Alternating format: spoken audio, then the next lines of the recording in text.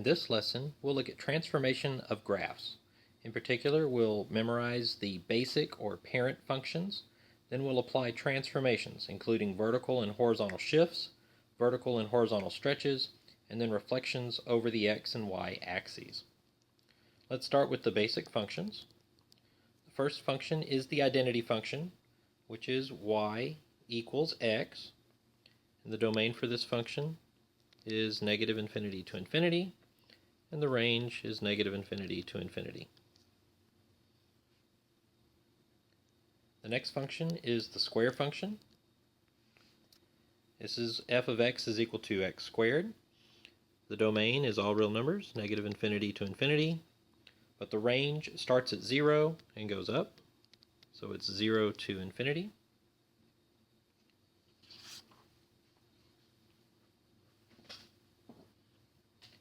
Next, let's look at the square root function. F of x is equal to the square root of x. This function starts at x equals 0 and goes to the right, and the range starts at y equals 0 and goes up.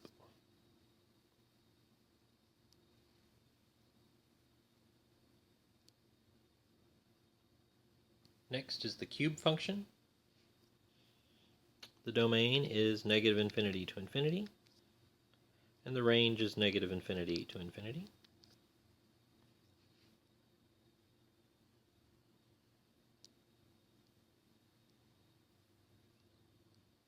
Next we have the cube root function. F of x is equal to the cube root of x. This has both all real numbers for the domain and the range.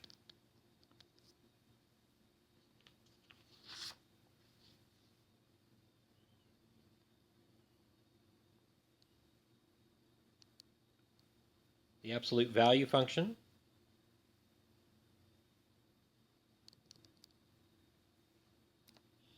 looks like the v, and the domain is negative infinity to infinity, but the range starts at 0 and moves up to infinity. And lastly, the reciprocal function is f of x is equal to 1 over x. It has two branches, the piece here on the left and the piece here on the right. So the domain is all the x's that can be used in this function. Notice that since x is in the denominator, that means we cannot use x equals 0. So the domain goes from negative infinity to 0, union 0 to infinity.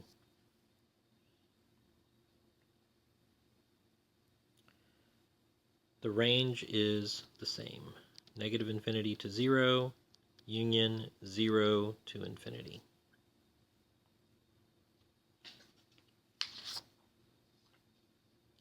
So there are the 8 parent functions. We need to know the graphs of these parent functions in order to be able to apply the shifts, the stretches, and the reflections that are coming up next.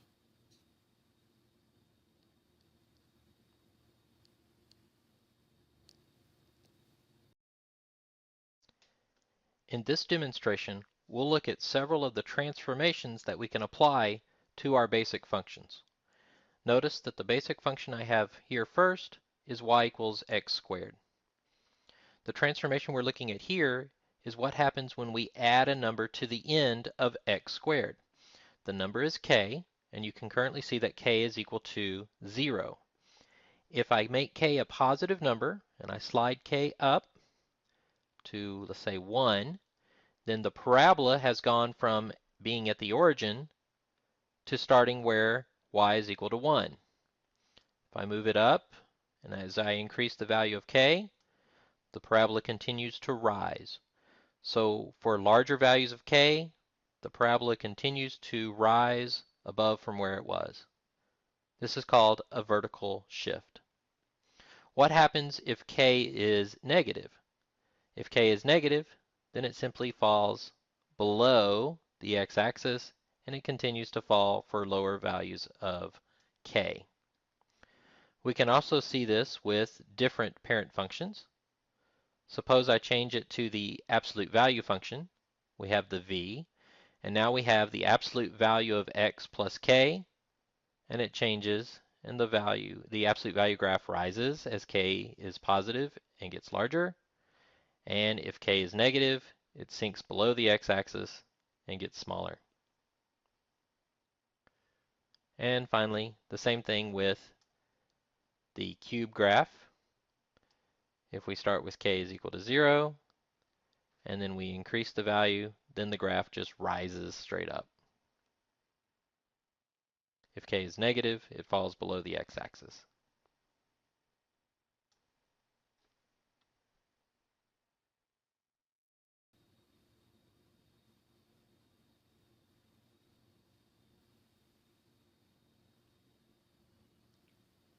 For a parent function f of x and k greater than 0, the graph of y equals f of x plus k is the graph of y equals f of x shifted k units up,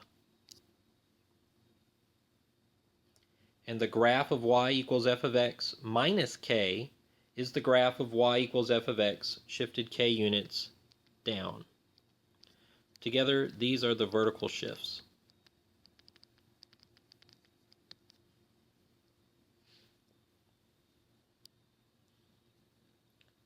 Let's look at example 1. Describe the transformation verbally, then graph, and check it with your calculator. So in the first example on the left, we have y equals the absolute value of x plus 4. So the parent graph is the absolute value graph, and then the plus 4 on the end, since it's positive, is going to be a vertical shift 4 up. I'm going to graph a little sketch of the original parent graph. I'll do a little dashed line here of the absolute value graph. Remember, that one was the v. And then we're going to take this graph and we're going to shift it 4 units up. So in particular, the point at the origin moves up to 0, 4, and then we just reproduce the v at that point.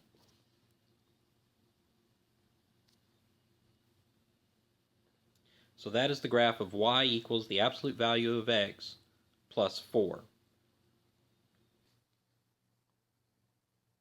For the second graph, we have y equals x cubed minus 1. Let me graph the cube graph. This is on one of the previous pages under the parent graphs. It looks sort of like this in purple. Let's identify the transformation. Since it is minus 1 on the end, that's going to be 1 down. It's a vertical shift. And so we're going to take each point and move it down 1. So the origin point gets moved down 1. There's a point here at -1, -1 that gets moved down. There was a point on the original one at 1, 1 that gets moved down as well. And so this is what the new graph looks like.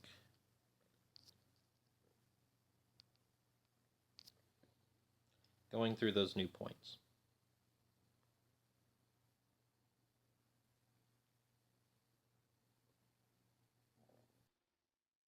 In this demonstration, we start with the parent function y equals x squared. And we're going to look at transformations in the form of y equals x minus h in parentheses squared. What happens when we change the value of h? As I slide h to the right, we have the function y equals x minus h squared. X minus h results in a parabola that has been transformed and shifted 2 units to the right. If the inside becomes x plus 2.5 squared, then that is a shift to the left. So notice that the number on the inside doesn't quite correspond to the direction that it's shifting. You may think that x plus 2.5 should be shifted to the right because 2.5 is being added to the x. In fact, when it's x plus a number on the inside, it is shifted to the left. And when it is x minus a number on the inside, then it is shifted to the right. We can see this with other parent functions as well. Here's the absolute value function.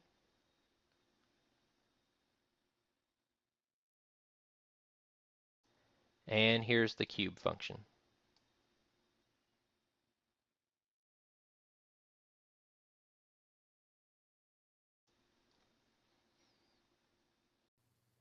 For a parent function f of x and h greater than 0, the graph of y equals f of x minus h is the graph of y equals f of x, shifted h units right. The graph of y equals f of x plus h is the graph of y equals f of x, shifted h units left. Notice that these sort of look a little bit backwards. These are the horizontal shifts.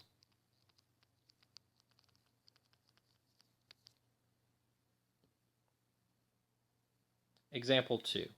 Describe the transformation verbally, then graph. The one on the left is y equals the absolute value of x plus 5. Notice that x plus 5 is all inside the absolute value. When the transformation is inside the function, it is a horizontal transformation. So this one is going to be 5 to the left. So again, I'm going to start with the parent function, that is the absolute value. And then I'm going to shift it 5 units to the left. That moves the point that was at the origin 5 units to the left, and then we have the v again, like so.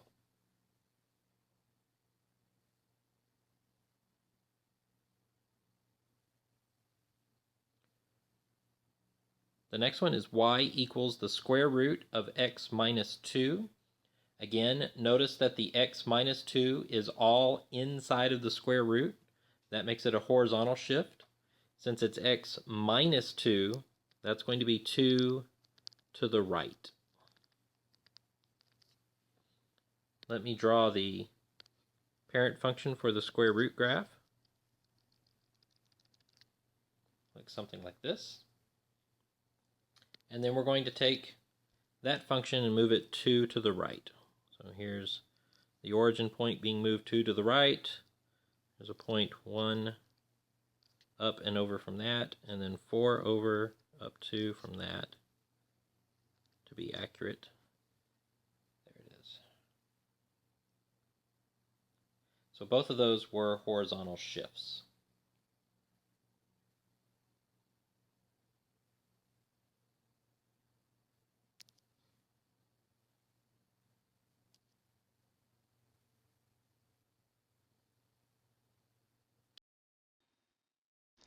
Here again we have the basic function y equals x squared. In this demonstration we'll be concentrating on this value of a in front of the function itself. Right now the value of a is 1, as you can see in the green box. When a increases, notice what happens to the graph. The graph is being stretched vertically. Points that were at a certain y value below are now being stretched higher to points above it. That's for values of a that are greater than 1. What happens if the value of a is between 1 and 0? For values between 0 and 1, we have a vertical shrink. And the values are getting compressed closer to the x-axis. You can see this with other parent functions as well. The absolute value function, and then this is being stretched vertically, and then this one is being shrunk vertically.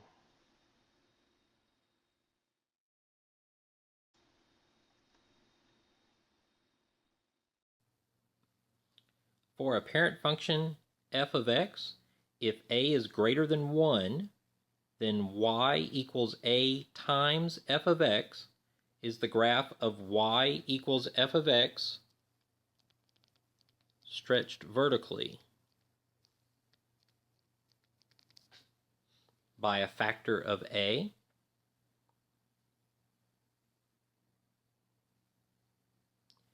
And if 0 is less than a is less than 1, then y is equal to a times f of x is the graph of y equals f of x shrunk vertically. Notice the position of the A. The A is on the outside. Anything on the outside is a vertical transformation.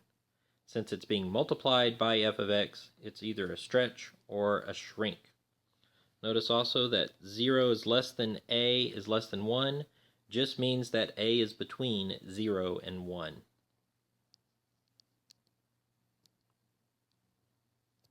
Example 3. Describe the transformation verbally, then graph.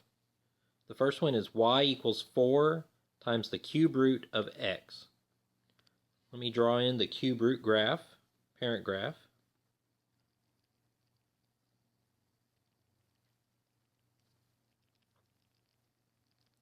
Like something like this.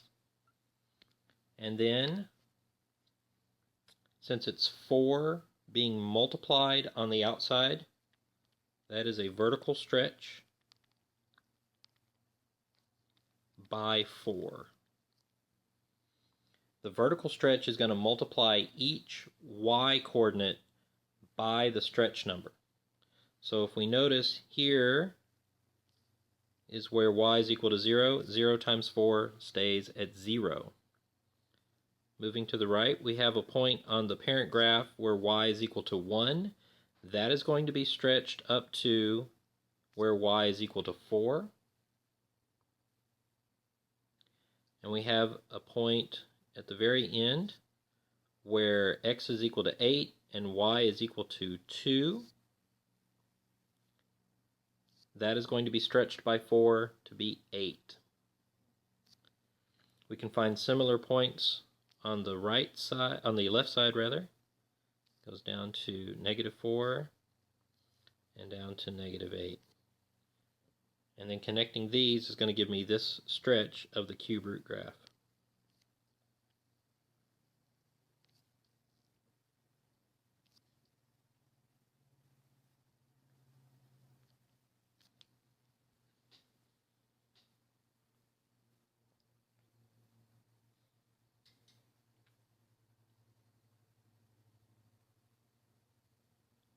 Next we have y equals 1/3 x.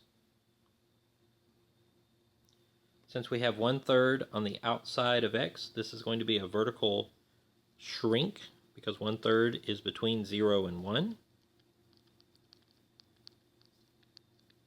So we have vertical shrink by 1/3. The parent graph for y equals x is just the identity function.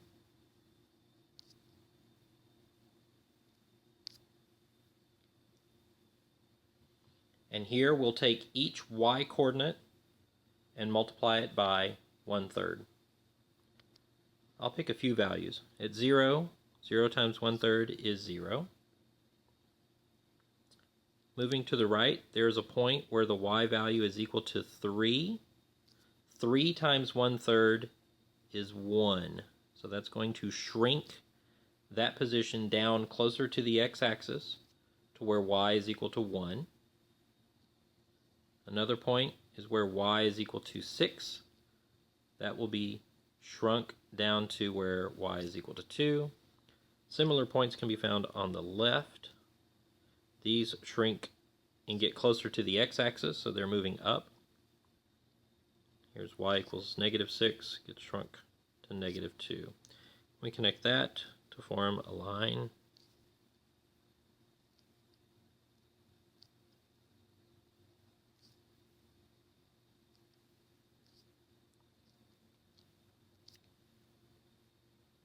And that is the line y equals 1/3 x.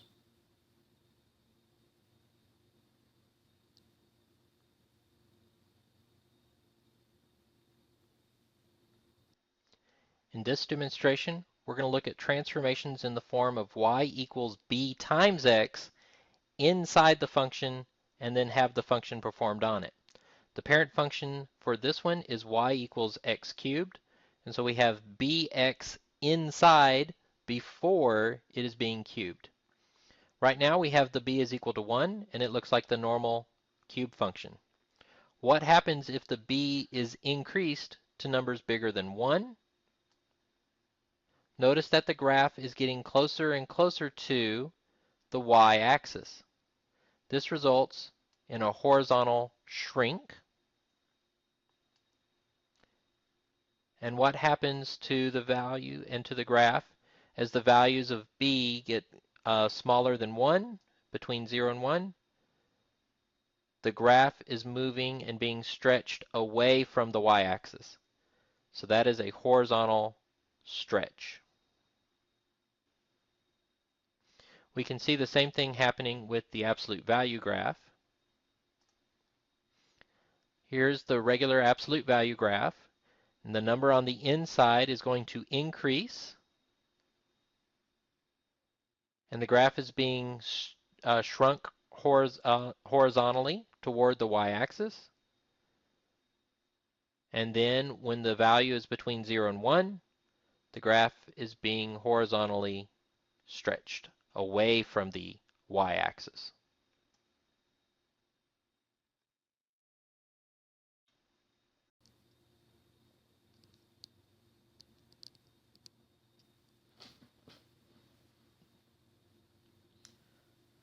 For a parent function f of x, if b is greater than 1, then y equal f of b times x is the graph of y equals f of x shrunk horizontally by a factor of b. And if 0 is less than b is less than 1, then y equals f of b times x is the graph of y equals f of x stretched horizontally by a factor of b. So notice that these are opposite to the determination made by the vertical stretch. In the vertical stretch, if the number was greater than 1, it was a stretch. Here, with the horizontal, if the b is greater than 1, it is a shrink. Also remember that 0 less than b less than 1 means that b is between 0 and 1. Describe the transformation verbally and graph. On the left we have y equals, in parentheses, 3x squared. Notice that the 3 is in the parentheses with the x before the square takes place. That makes it a horizontal stretch or shrink. Since 3 is greater than 1, it is going to be a shrink. So we have a horizontal shrink by 3. Horizontal shrink is going to squish it in toward the y-axis. Let me graph y equals x squared as the parent function.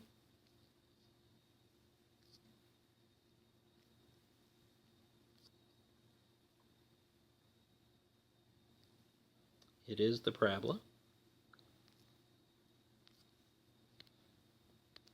And then we will take each x-coordinate and shrink it toward the y-axis by a factor of 3.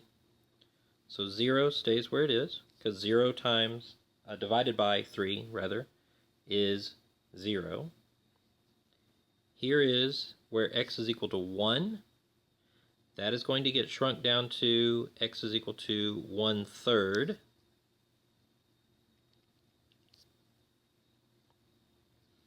The next point, where x is equal to 2, gets shrunk down to x equals 2/3. And we have symmetry.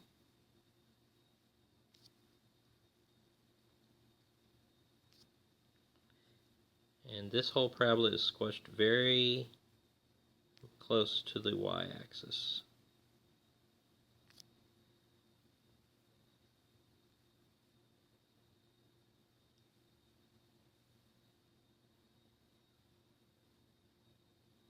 On the right side, we have y equals the square root of 1/2 x.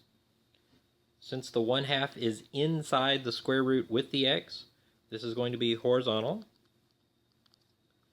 Since 1/2 is between 0 and 1, it is a stretch. So we have horizontal stretch by 1/2. This is going to stretch the graph away from the y-axis. Let's start with the parent function. Y equals the square root of x. 0, 0, 1, 1, 4, 2. It's half of a parabola, like so. Starting with the origin, 0 stays in place. The next point was 1, 1. The x-coordinate is going to be stretched away from the y-axis by a factor of 1/2, so essentially you double it.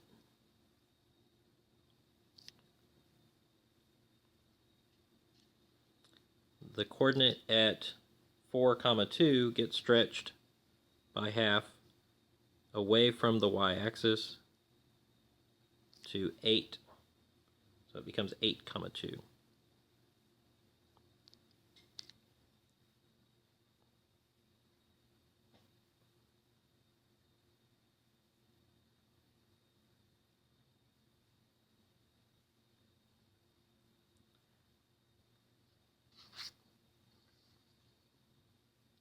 Let's look at example 5.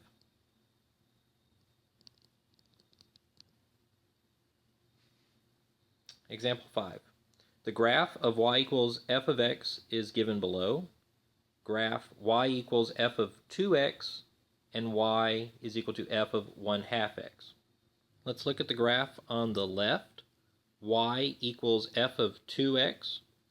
Since the 2 is inside of the function, this is going to be a horizontal stretch or shrink. And since 2 is greater than 1, this is a horizontal shrink.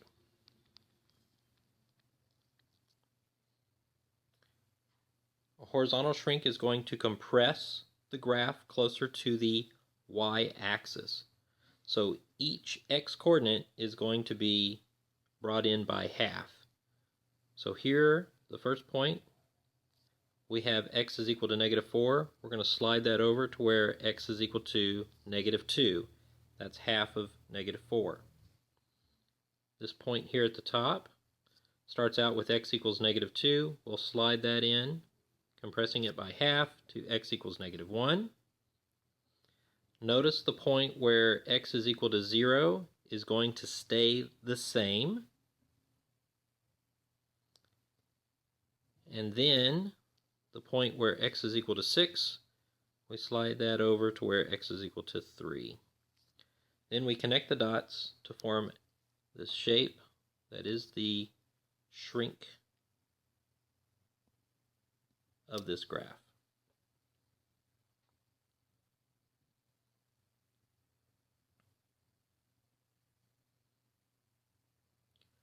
On the right side, we have y is equal to f of 1/2 x. The half is on the inside of the function, so it's going to be horizontal.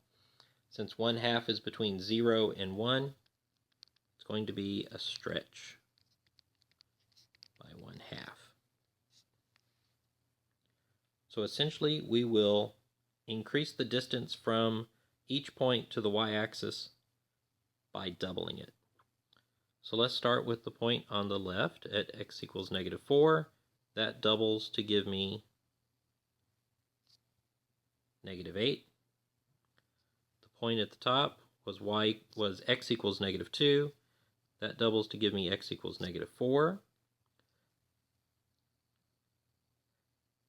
Again, the point where x is equal to 0 stays.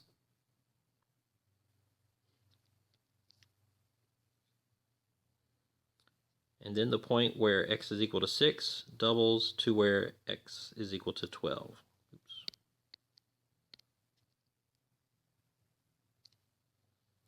Connect the dots appropriately.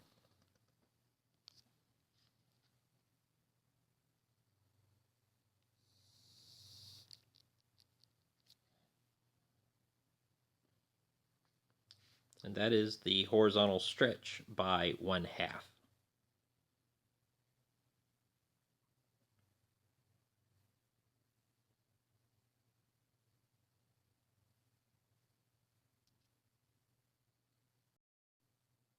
Next, let's look at reflections over the x and y axes. For a parent function f of x, the graph of y equals negative f of x is the graph of f of x reflected over the x-axis. Notice that it's a reflection over the x-axis when the negative is on the outside. Next, the graph of y equals f of negative x is the graph of y equals f of x reflected over the y-axis. And notice that this negative is on the inside of the function with the x.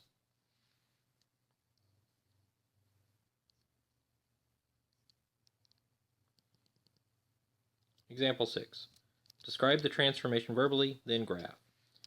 We have y is equal to negative absolute value of x. Let me start with the parent function. It's the absolute value function. And then the negative is on the outside.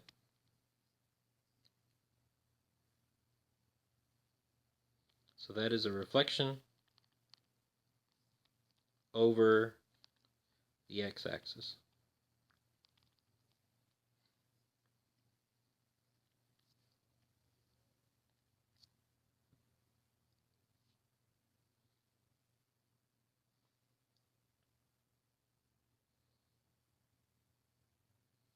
On the right side, we have y equals the square root of negative x. Notice that the negative is on the inside of the square root function with the x. That makes it a reflection over the y-axis. Let me graph the parent function, that is the square root function.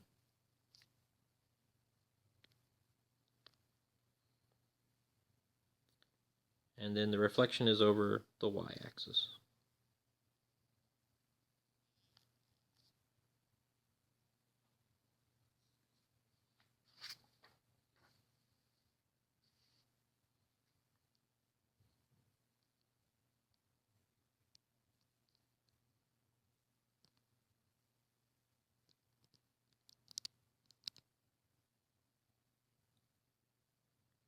So far, we've looked at the transformations individually. What happens if you have a function that combines several different transformations? Such a function could look like the following. Y is equal to a times f of b times x minus h plus k. Each of the letters a, b, h, and k have a specific meaning. The a is responsible for giving us the vertical stretch, shrink, and reflection, depending on if it's positive or negative. The k is responsible for the vertical shift.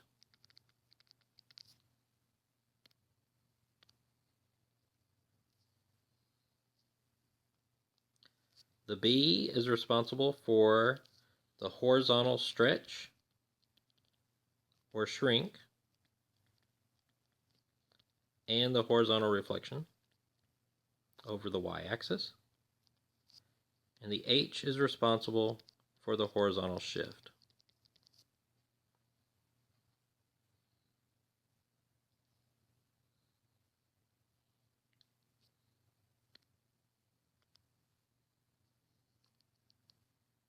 Notice that the b and the h are inside of the function, inside of f, and therefore they correspond to horizontal transformations.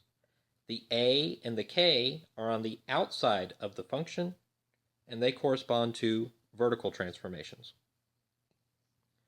Just like the order of operations, where you have to add and multiply numbers in specific orders, there is an order to the transformations as well.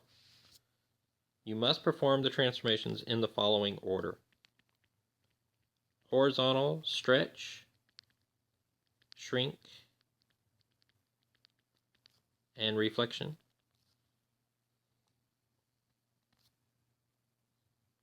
Number 2, horizontal shifts.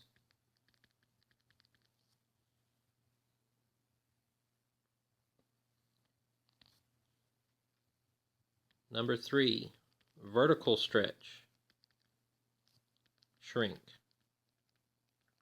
and reflection.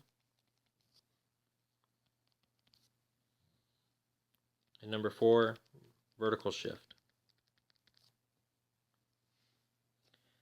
Now remember that the horizontal reflection is over the y-axis and the vertical reflection is over the x-axis.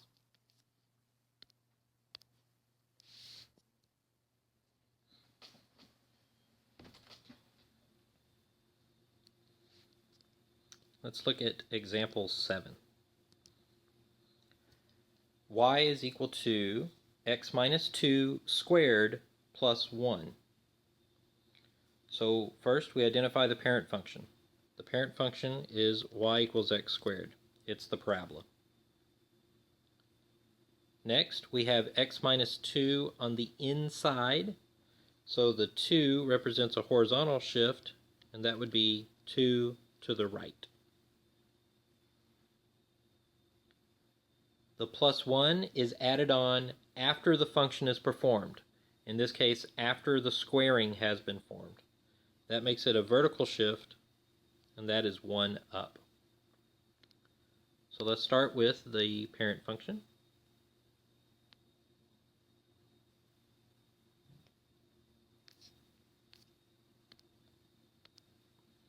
And then we'll take the point here at 0, 0 and move it 2 to the right and then 1 up. And that is going to be the new vertex for the parabola.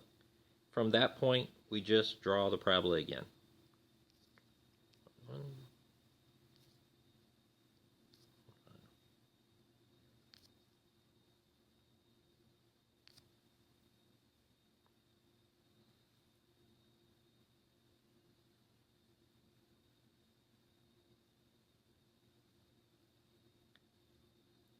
In example 8, we have the graph of y equals negative 2 times the absolute value of x plus 3. So we have several transformations. First, let's start with the horizontal shift. The x plus 3 on the inside results in a transformation that is 3 to the left. The negative 2 on the outside results in two different transformations. The negative gives me a reflection over the x-axis, and the 2 gives me a vertical stretch. When the number on the outside is negative and you still need to perform the stretch, just use the absolute value of that number. Another method that you can use to graph these transformations is to do it step by step, starting with the parent function.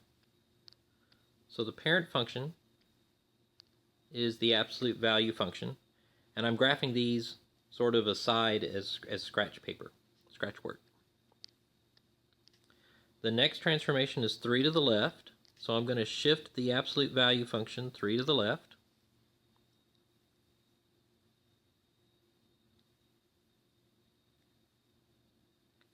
Next, I would do the reflection over the x-axis.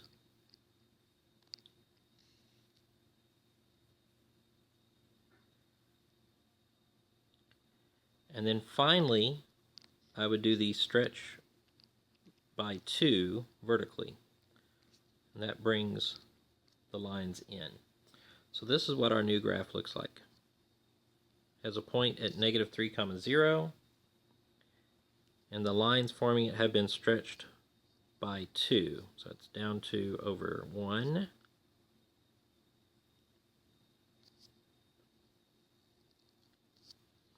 Down 2 over 1 on both sides.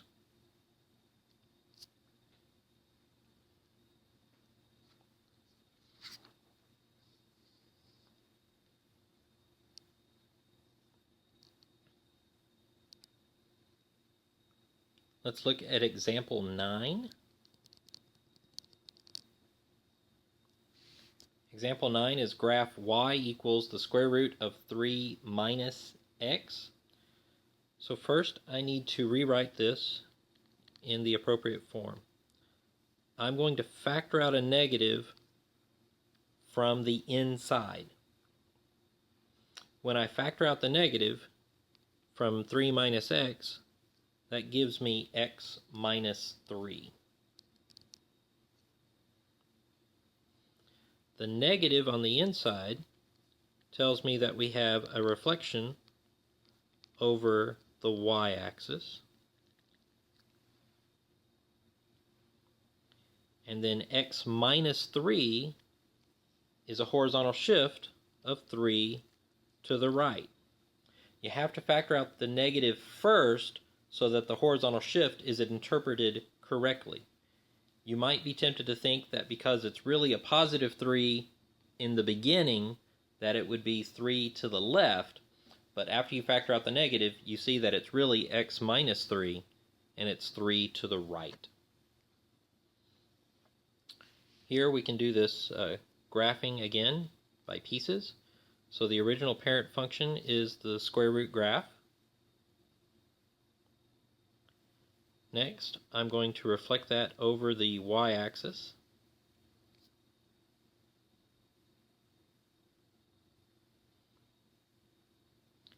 And then finally, I'm going to take that graph and move it 3 to the right.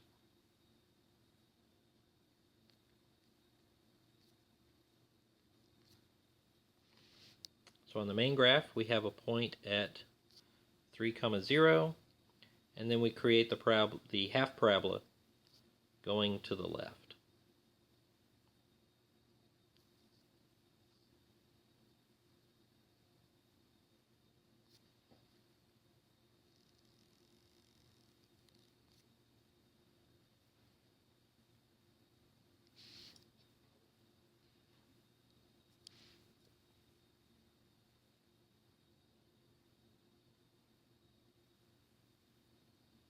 On example 10, we have graph y equals 1 over x plus 2 plus 1. The parent function here is y equals 1 over x. So we have x plus 2 in the denominator. That is affecting the x from the original parent function, so that is a horizontal shift, and that's 2 to the left. The plus 1 is being added after the reciprocal has already been taken, so that's 1 up. Recall that the reciprocal function looks like the following. And there are also really dashed lines here to represent asymptotes, guides for what the function does as it gets close to the x-axis and what it does as it gets close to the y-axis. We'll use these asymptotes in the new graph, and we shift those the same as we shift the rest of the graph. So to shift the asymptotes, they need to go 2 to the left. So the vertical one is now at x equals negative 2. And the horizontal one is 1 up.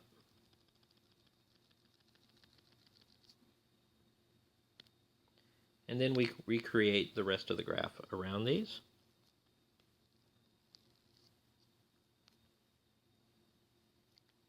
Like so.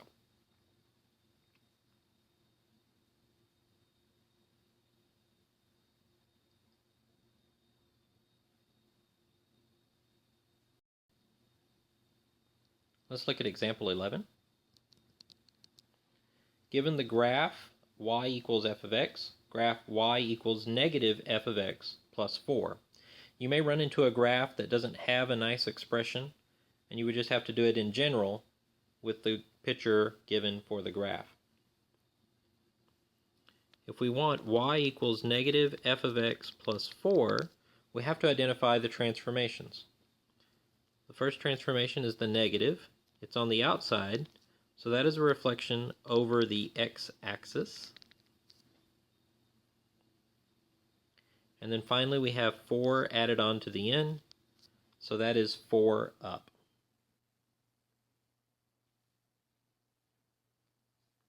I'm going to graph in purple the reflection over the x-axis. So that just takes each of the y-coordinates and negates them. So this first point has a y-coordinate of 4. It's now going to have a y-coordinate of negative 4. Here is positive 6. That goes down to negative 6. And here is negative 2 goes up to positive 2.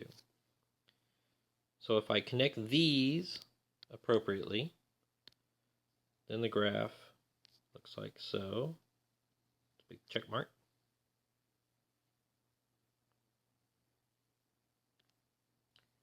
And then in blue, I'm going to graph this graph now shifted up 4 units. So we'll take each of the y-coordinates now and then just add 4. So starting from where y is equal to negative 4, that goes up 4 to y equals 0. At y equals negative 6, it goes up to y equals negative 2. And at y equals 2, it goes up to y equals 6. Connect those like the check mark. Notice that if you had tried to do these transformations in a different order, in other words, if you had tried to do 4 up first and then the reflection, you would have ended up with a different graph.